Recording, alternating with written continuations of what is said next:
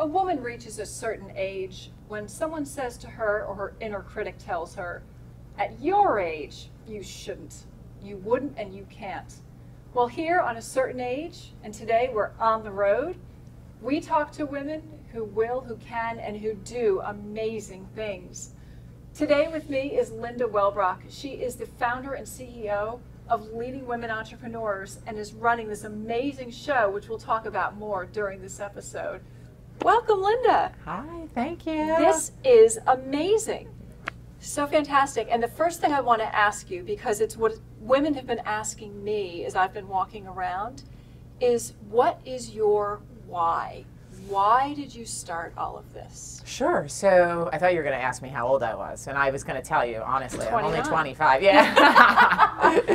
So my why really started because I felt that there was a gap in all women about recognizing themselves and giving themselves credit. I think it's something in our DNA, and it's certainly an unconscious bias in society that way too many remarkable women go unnoticed. So I felt that that could really make an impact on the world if women were given the tools and a platform that they needed to essentially get recognized. So I launched my company 10 years ago with a program that we call the Top 25 Recognition Platform. And we get about 1,000 nominations for women who excel in innovation and advocacy for women. And we have these top 25 recognition platforms where we showcase their inspirational stories. And we're partners with a variety of media outlets. Our cornerstone partner is New Jersey Monthly. So we have showcased close to 500 women to millions of readers over the years. And what I hope is that those stories not only help those women's businesses grow, but also inspire the next generation of women leaders to come. You bring up a good point. How do you feel that you are impacting the next generation? How is it going to be for them as compared to how it is for this generation? So I think, one of the reasons that we are hosting today's conference, our theme is Force for Change. And, specifically back to the recognition platform, I think it's important to connect younger women, or women of any age, quite frankly, to connect women together when they have an idea or an innovation. Who can they look to guide them through that? And I think the best way to make a dream come to fruition is kind of say, well, she did that. Maybe I can ask her to help me, right? Or maybe I can ask her for some advice. So today is about connecting personally and then on a deeper level. And then also addressing some of these topics that have become mainstream conversations. I mean, we hear now about equal pay and unconscious bias and sexual harassment, and that funding for women entrepreneurs is the #1 issue holding all women entrepreneurs back, access to networks. So today we're addressing all of those topics in different breakout rooms. We've brought the leaders from the community here, so not only can they educate us and provide us with resources, but we can be connected directly to the people who can help us be more aware of some of these issues. And I think that's going to impact the next generation. Beautiful. And so this event, I mean, it's a networking event really, but also a lot of learning here, the great breakout sessions. But what would you give as advice, other than just we need to meet each other? How does a woman effectively network to help move her ahead in her business or career? So I think in order to effectively network, it's a multi-level process, right? You have to get someone to know you, then like you, and then trust you. And I think women, quite frankly, are much better networkers than men because we go through those steps naturally, right? And people don't want to do business with people that they don't know, like, and trust, right? So this is a place where, we're creating an environment that is safe for people to get to those levels. And then throughout the past decade, we've created an environment that is predisposed to helping women lift each other up professionally and also personally, which we know that as women we can't live in silos, that the professional world is definitely intertwined with the personal world. So that is one of the things that I think is most beautiful about us, quite frankly, right? Is that we want to come to the networking and to the business community from a heart-centered place. And what have you learned along the way yourself? So I know you're only 25 now, but if you could go back and tell maybe your 24-year-old self something, what is one thing that maybe was a hurdle that you overcame that you could say, yeah, this is what I learned, here's what you should do? Again, I go back to, looking for the person who's doing something that you want to do and connecting directly with them and asking them to help you. Because as I've gotten older, it's something that I do on a regular basis. I have no problem picking up the phone and saying, hey, Oprah Winfrey, like, listen, I need your help, well, whatever. And, all of that confidence comes with getting older naturally, but as, if a younger person called me and asked me for help, I would feel so humbled that they took the time to call me and that they think that I could have insight, right? So I think as human beings, it's in our nature to want to help. It's just that the confidence factor for the younger people, they don't know that yet. So my advice would be like, just keep asking powerful people to get behind you and surround yourself with people that are smarter than you, and the smartest people you can find, the most powerful people you can find, and get this tribe behind you early. That's what I would tell my younger self. I love it. So it's not necessarily that you need to know everything, but you have to have the courage to reach out and absorb the knowledge of all these other powerful people. Yeah, know what you don't know, and then find somebody who knows it and ask them to help you. Right? That's the key. And I've noticed another thing that you're doing at this conference is balance. So can we talk a minute about work-life balance? Is there such a thing? And have you achieved it? Because I know you have children, you have family, you have work. This year has been really interesting for me. I said in my opening remarks how important it was for me to look inward and do more of the healing work that was necessary for me to pull off a Herculean idea of having a women's conference with a very small staff. That's amazing. And I do think that there is a way to move through life with more ease and grace than I have in the past. And I'm really excited because I have partnered with a world-renowned healer, an integrative healer from she's from New York, but she's lived all over the world. And just in the short time that I have been working with her, my life has changed dramatically. So I want to bring that power and that process to women, because I think women are really hard on themselves. And I think women, do have a lot on their plate, and it doesn't have to be that hard. And if I could give anything to the world, that's the one thing I would love to give women. Fantastic. So if you work on your inner strength, that helps with the outside. And with that, there's nothing that doesn't start with the inner strength. We are creating our outside world from our inside. Fantastic. Yeah. Well, what you're doing, this force for change for women, is amazing. And I know this is only a tip of the iceberg of the things that you're doing. Yes. So thank you, and thank you for coming today and sharing on a certain age. I was so happy to have you. Yeah, that's right. Just make sure you tell everybody I'm only 25. We'll make a note. And here we are, a certain age, on the road at Force for Change. And I have my second guest with me now, who is the Chief Kindness Officer and Chief Joy Spreader today at this event. She's the MC and giving her energy to everyone. So I'd like to welcome Elizabeth Berry. Thank you so very much. I love the whole concept of a certain age. It's just really breathtaking to know that we can all age gracefully and have a voice for ourselves as women. So. Absolutely. Yeah. And a big part of a certain age is just that you find yourself later in life, right? The further you travel, the more you discover. Yes. And we were just talking before the show that actually traveling was your discovery. Yes. So why don't we jump in with, we'll start with the before. So what was your before, and then what is this journey of discovery that you had?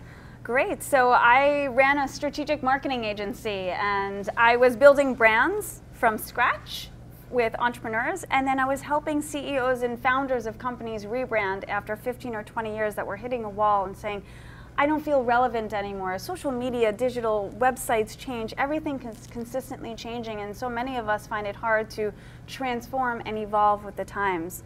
And I was really a marketing strategist becoming the courage officer for many of my clients. And I wrote a book called Own Your Vulnerability. I was very proud of it, and I was on my way to Tuscany, and a colleague of mine was inviting a friend, and he was staying there, and he said, oh, he's a coach. Would you take a 5-minute call with him or a half-an-hour call? And I said, no. I'm evolved. I wrote Own Your Vulnerability. I studied Wayne Dyer. I know Louise Hay. I know all of that stuff. Lo and behold, I took the call, and the call changed my life. Within 15 minutes, he had me pinned. His name is actually Gary Bishop, and he's blown up at this point. He has several books. He's very popular, and I got him when he was just $500 a month. You knew him when, yes, right? I knew him when. So now you worked with him for a year. Yes. So what was part of your evolution? Like, share a little piece of how you changed or discovered yourself. Yeah, it was the first 6 months were really transformational. The next 6 months I kind of already had, but I kept it going to really have a solid foundation. And the biggest part for me was that I was believing my own stories. I was believing my own BS, and I was carrying that around with me. And with all of the Wayne Dyer knowledge and all of the studying and research and everything that I've done, yoga, off the mat, I didn't understand how to apply it to my life. And it wasn't until I got the one-on-one coaching that I was able to hear myself talk, right? We don't often hear ourselves complain and blame and point. And it was that transformation for me that allowed me to realize I want to do this for the rest of my life, because it changed me so much. And I became a better person, a happier, healthier adult, which I use in all of my books now. And I am proud of the woman I am. And all of my relationships have changed because I have breath and a smile before I speak. And I'm reacting less. And at 41 years old, I author these books, still learning and living in my truth and falling down, dusting off, and getting back up. So there's never a ceiling. And so what is a secret you can share with us? So you just mentioned, like, you breathe first or whatnot. What is something that we could take away from today that you'd say, here's one thing you should do? So like you mentioned, you believed your own stories. Yes. How do you listen to yourself? Like, how can we have a takeaway here listening to ourselves? Well, that's a great question. We have to take a pause. Most of us are on our phones. We're rushing through life, and we don't take that pause. That quiet being is conscious breathing. Conscious breathing is an opportunity for us to let everything go and breathe and smile and surrender. So my tip for you to hear yourself or to want to change is to embed yourself in nature. I use nature in all of my books, and I truly believe that life begins where the ego ends, and the ego can end when we take that pause. We look at a flower, a petal, the sky, look up, look down, look at the water. And when you see nature in its essence, you are naturally pausing. You're naturally stopping and slowing down. And for me, that's the tip for us, to see ourselves and hear ourselves and realize, all right, I think I have to make some changes and some shifts. But it's until we hear ourselves and see ourselves how we show up, we'll just keep continuing that cycle and that the story. So basically, you got to stop believing your own BS sometimes. Yeah. Okay. Well, so show us the cover of the book. If you could hold that up for a sec so we could take a look at that, The Kind Communicator. Yes. So this is actually a piece of artwork from my friend Frankie DeSaro. And it says, life begins where your ego ends. It's all about compassionate and empathetic leadership. Soft skills are the future of business. And on the back of the book is an image of a tree. It's an olive tree, which is a sign of perpetual peace and hope. To know that at any age we can transform. And ironically, we're at a certain age on this show. And I tell everyone in my workshops and in my coaching that when we work on this work, when we make it a discipline, a ritual, a lifestyle, we can have a better second half of our life. Because at 40 years old, we weren't taught this in school. So at 40, 50, 60, I'm going to have a better life because I'm not carrying the world on my shoulders anymore. I'm speaking my truth kindly. And the kind communicator is not about being nice. It's about being able to share our truth directly and kindly so that it doesn't live in here or in here, and we keep that channel open. So that's interesting. So, because my first impression was be nice. Yeah. But it's not just be nice. It's more of be authentic. Am I? Yes, and yeah, so the idea of going beyond ego is that we have a mask. And when we use our ego, we are not our authentic selves. We are acting as who we think we ought to be in front of everyone else. But when you stop, you breathe and smile, and you transform within nature, looking at the sky, you can realize that you can be authentically who you are, surrounded by the nature. It's finding the nature of who you are, surrounded by the nature that is outside, just outside of us every single day. I don't care if you live in the concrete jungle like I do in Jersey City or New York City. There's a sky out there, and if you don't take the time to pause and breathe, you're missing out on the beauty of something that's free. And you created the whole company around this. So Yes. When did you start your company? I started the Kindness Innovation in 2018. And it's continuing. It's called the Kindness Innovation because to innovate means to change something that's existing and to make it better, to keep evolving. So the first book is called The Kind Communicator. The second book is coming out in January of 2020. It's called Design the Mind to be Kind. And that includes the 3 areas of effective communicators: to catch yourself, to fly above yourself, and to use your words wisely. And everything is based in birds and trees in that book. And then the third book is already written as well. It's the 7 habits of effective communicators, creating a little bit of adult fun. Because this personal development stuff can be really hard. So you had to mix a little fun in there, right? Yeah. Absolutely. So now, and people come to your company. What do you offer? So you offer coaching and training, and what are the services? Why should people come to you? What does your company do? Yes, what does the Kind Communicator do? Well, I am a coach, a business coach, but I'm transferring everything because I don't want to make a ripple effect. I really want to create like a rain droplet in everyone out in corporate businesses. So I reach corporate offices, entrepreneurs, women's organizations, as well as universities and colleges. And I give seminars, workshops, and lunch and learns based on the principles of the Kind Communicator methodology. And then that actually transfers into leadership development coaching. I have a 6-month program for CEOs and managers. And then what happens when you treat the managers to a little bit of kind communication, they want to treat their teams to it. So then there's a whole program for the teams. And then what I found is that when you go to a corporate company, they'll say, oh, we need you on the 7th floor. So you start at the floors, but it really is just transformational. So the business is really in talks and seminars and workshops that lead to one-on-one opportunities to get intimate and real. It's like offering coaching as a new culture for kindness. I love it. Well, thank you so much, Elizabeth Berry, for Thank joining you us so today much on A for Certain asking Age. me. It was great, and I'm looking forward to seeing you back on the stage. Yes, and the next book is coming soon. And here we are in A Certain Age at Force for Change, the event for leading women entrepreneurs. And my guest right now is Vanessa Tyler. She gets to be on this side of the camera for a change because in her regular life, she's been a news anchor, reporter, she's done it all. But now she gets to be on this side and tell us a little bit about how her life is amazing. Welcome, Vanessa. Oh, well, thank you so much for having me come in. This is great, and you're right, this is different for me. I'm on this side of the camera, and I'm here working today, but I wanted to stop by and say hello and talk to you guys for a little bit. Well, this is wonderful. So now, being a woman of a certain age, right, which today apparently is over 21, that's what I'm being told. So you've been a news anchor for many years. Tell me a little bit about the history of how you got into that. It's so funny. I have wanted to be a news reporter since I was 11 years old. And the reason I wanted to do that is I always had a love of writing. And I used to win essay contests and all that stuff growing up.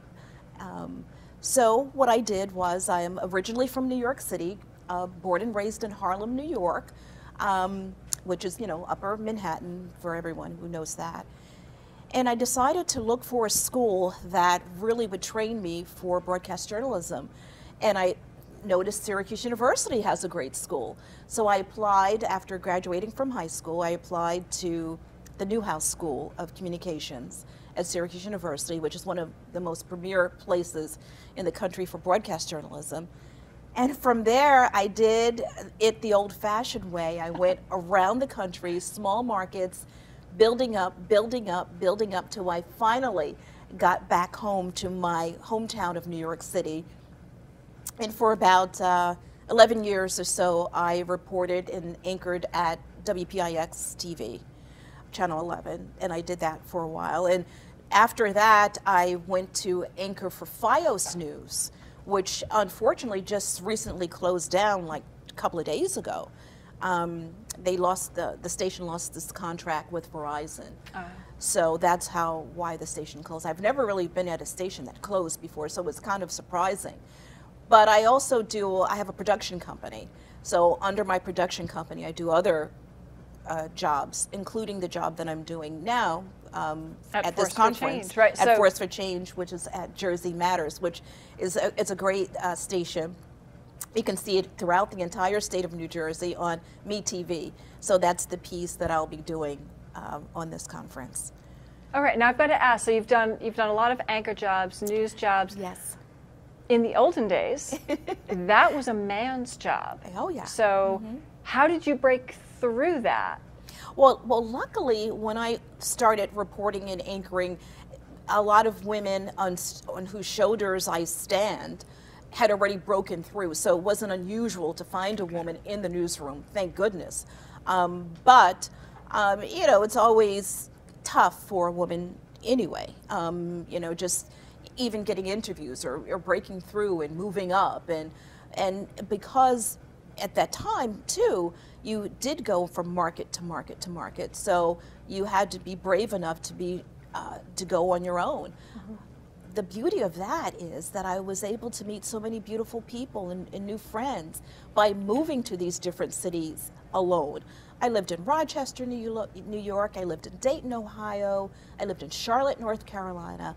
And those are all markets where I worked in order to hone my skills to come here. And it's so funny, I said the old-fashioned way, because now you can graduate from college and start at a station in a major market at a New York One or at a FiOS News, and not necessarily go around the country, you know, like I had to do in order to get the skills. Is this the digital world that's allowed that kind of movement, or how has it changed? You know, I don't understand it myself, because I would think to be in a major market you should have a little more experience. But a lot of the reporters they're hiring now, called MMJs, which are like the multimedia reporters, they really don't have as much experience. I mean, you'll learn as you go. Of course, you'll get better. And I've seen that myself, especially at FiOS. We hired a lot of inexperienced reporters. The executives, the EPs, and the anchors had experience in the market, but the reporters did not. For many, some of them was their first job, which is in a major market. It's unheard of, but that's what they're doing because of these kind of stations. And you just hope that they, you know, catch up and get on to speed quickly. But it's a tough job, especially if you're shooting it yourself. It's almost impossible, quite frankly. But I remember early in my career I had to shoot as well, so you know, it can be done. So you learned, and maybe that's where you got the experience, the chops, right, to have your own production company. How did you start your own company? You know, it's interesting. I had an opportunity to co-produce a show that's really popular. In fact, it's still on in reruns right now, titled What's Eating Harlem. It's airing on NYC Life TV. And what I love to do is I love to write, and I love to create. I love to write packages and content. So at the time, my partner and I said, well, I'll team up with you and we'll make this something special. And we did, and it aired for 4 years. And as I said, it's still airing in reruns now on NYC Life TV, so if you ever want to check it out. So I created that under my production company. And that's, quite frankly, as I continue on in my career, that's what I want to do, is to create content, And boy, do they need it now. There are so many outlets, you know, between the Apple TV, between this, everybody's clamoring for content. And so what I would like to do is provide another voice in diversity in content. So the production company comes in handy. And now with technology, you talk about that, it's so easy to do. You just need a great set of eyes with great camera people, a great editor, and you're good to go. Before you needed a full production crew, you know. Now you can just kind of do it with 2 or 3 people and quite frankly come out with a pretty decent job. Have a nice product, right? Even Great with, product, with a few people. Absolutely. Now, has it made it easier or harder? So you said there are so many outlets now. Yeah. Is the market also more competitive because the bar to start is lower, right? Like you said, you don't need a full production crew. You just need a few talented people. Has that made it more difficult that there are suddenly, anybody can try it? Not everyone can be good, but anyone can try. Have you felt a difference in the marketplace because of that? Oh, I definitely think the bar to entry is easier. No doubt about it.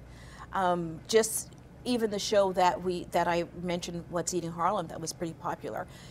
Before, it would have been tough to do that without really investing a lot of money in getting a full crew. I mean, you would have to have audio, this and that.